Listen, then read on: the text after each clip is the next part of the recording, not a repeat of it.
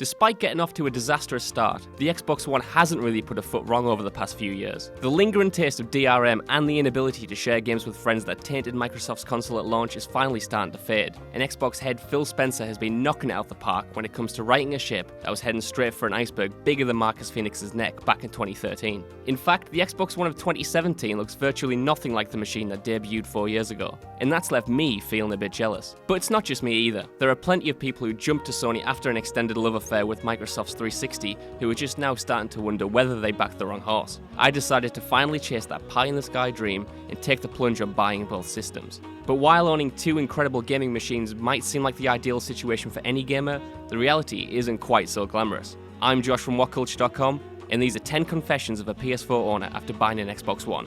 Number 10. Microsoft's console needs more games.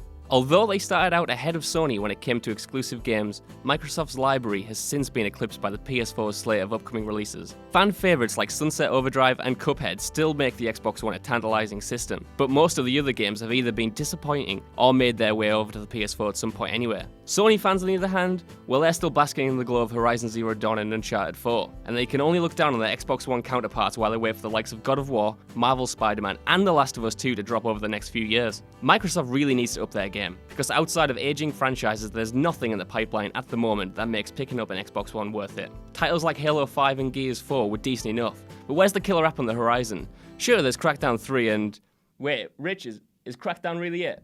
Number 9. Regular updates give Xbox an edge. Monthly updates have completely reshaped what the Xbox One can do. Not content to let its console stagnate, Microsoft has been committed to regularly updating its machine with new features that give players a reason to check back every single time something changes. For a company that harbored so much ill will a few years ago, it shows that Microsoft is dedicated to restoring its gamer-first approach, constantly trying to improve the experience for players. Sony, on the other hand, well, they've been stingier than Mr. Burns giving out Christmas bonuses when it comes to releasing firmware updates for the PS4. Coming months and months apart, Sony's recent updates in particular have barely improved anything, with the biggest change being the ability to whiz around the menus at lightning speeds. With only 5 firmware updates in 4 years though, Sony needs to have accomplished something much more substantial than that. Number 8. Online subscriptions dictate which console you'll play the most. These days, not only do you have to splash out on the hardware itself, but you've also got to consider the myriad of subscriptions that come with both consoles. With Microsoft and Sony locking online multiplayer behind a paywall, that's already 2 subscriptions you have to think about buying, while exclusive features like Xbox EA Access or the PS4's PlayStation Now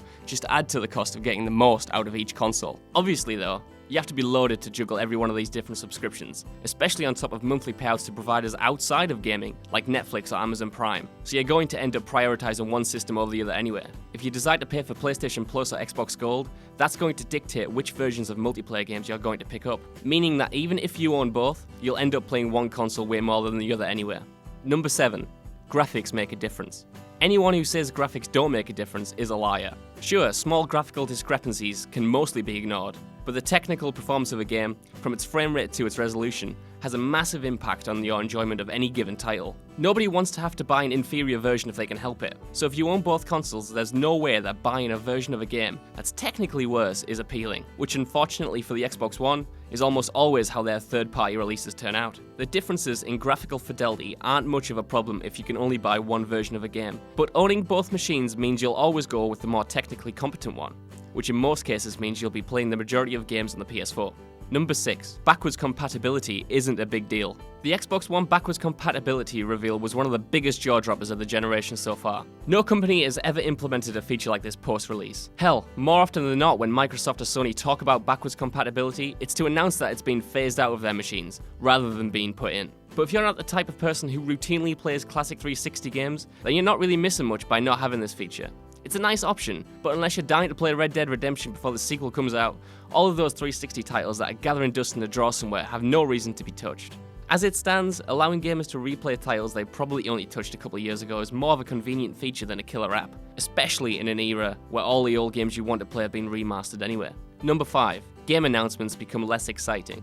Every time a big event like E3 rolls around, the anticipation and debate surrounding every press conference gives me a reason to get up in the morning. Yeah, it's a bit childish, but seeing if the opposing team has that one announcement that completely obliterates anything your side has to offer can make for some of the most memorable moments of your entire gaming life. Remember the cheers and applause Sony received when they announced the PS4 at a lower price and with less restrictions than the Xbox One at E3 2013? Do you think you'd have the same feverish reaction if you knew you were going to own both consoles at launch anyway? Although big game announcements in general are still exciting in themselves, their impact just isn't felt as much because they no longer spark that creative fire that comes with siding exclusively with one console over the other. Number 4. Where your friends are is where you'll play the most.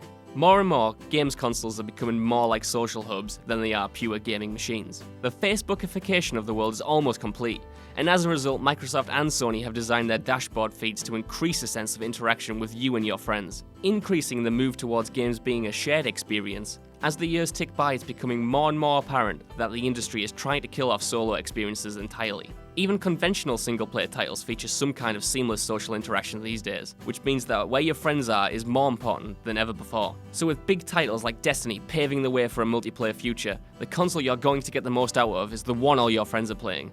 Otherwise, you're in for a lonely, isolating experience. Number 3. There's no point owning both if you don't care about exclusives. If you're a PS4 owner wondering whether or not to pick up Microsoft's console, you only need to ask yourself one thing. Do Xbox One staples like Halo, Crackdown, and Gears of War do it for you? Likewise, if you've never dreamed of cozying up in Nathan Drake's big, dreamy arms, you're probably not missing much sticking with the machine you already own.